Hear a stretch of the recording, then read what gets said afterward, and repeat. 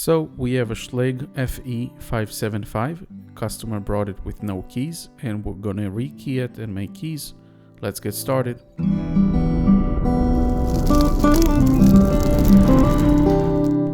So we're gonna start by removing the cover in order to remove the lock itself with a flathead, and then I have one Phillips screw that I need to unscrew. After removing the screw, I'm going to put it on the side and I can just pull the lock cylinder out. Now we need to remove the tail piece, and it have a small pin that we need to pinch in and twist the whole mechanism counterclockwise. So I'm going to twist it with any sharp tool and twist it, and then everything can come off. We're going to remove the tail, and then there is a small pin that inside there is a spring. So the pin goes up and down, and we're going to remove the pin, and we're going to also remove the springs because we don't want it to fall off later on. After removing the tail piece, there is a small C-clip that we need to remove. With a clip removal, we're going to push it a little bit, and then I'm going to take a small flathead and I'm going to take it out. Just make sure that it doesn't fly, and then you cannot find it. Put it on the side in a safe place. Using a shim in the back of the lock, I'm going to put a blank, and I'm going to start playing with that pin by pin to make sure that the shim separates between the bottom pins and the top pins on top.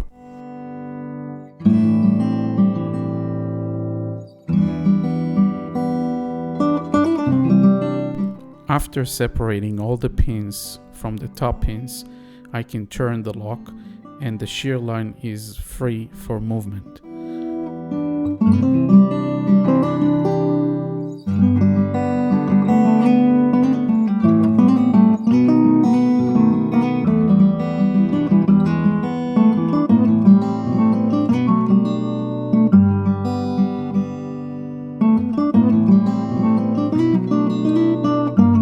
Now it's time to pull the metal shim from the back while the lock is turned to the side.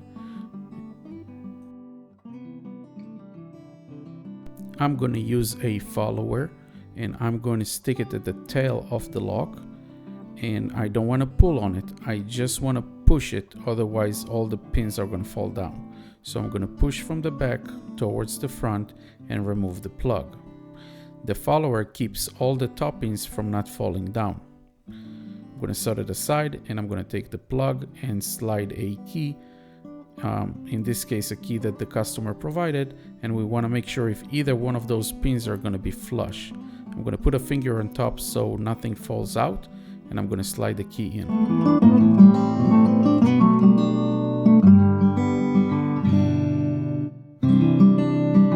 Now I see that all of those pins are not matching to the new key, so I'm going to throw out all of those old pins, and I'm going to create new pins based on this key, and we need to make sure that all of the pins are flush, that way it can turn in the lock. I'm going to start with a random pin, and I'm going to slide it in and see if we need higher or smaller.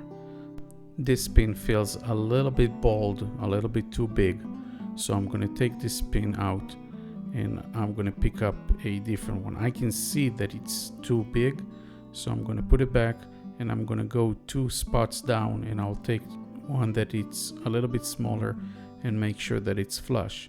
When I feel that it's flush, I'm going to keep doing all the rest of the pins.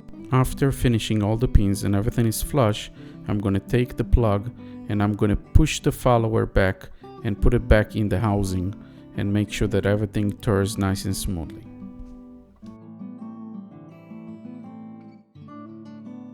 Now it's time to check the new key. Make sure that it turns on both sides, no problem. Now we're going to build the lock back by reversing the procedure. First by putting back the C-clip. Then we're going to put the spring back. Then we're going to put the pin, the retaining pin. It have 2 edges, but it doesn't matter in this case. So we're going to just slide it in. And we'll take the tail cover and we're going to come from the side. It have 3 tabs, and we need to line them up from the side and then twist it until it locks in place.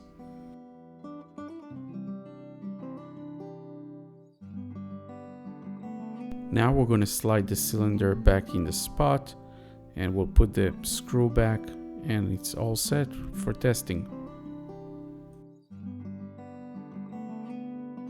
Please let me know if you have any questions about lock rekeying. Don't forget to like and subscribe. Thank you very much for watching.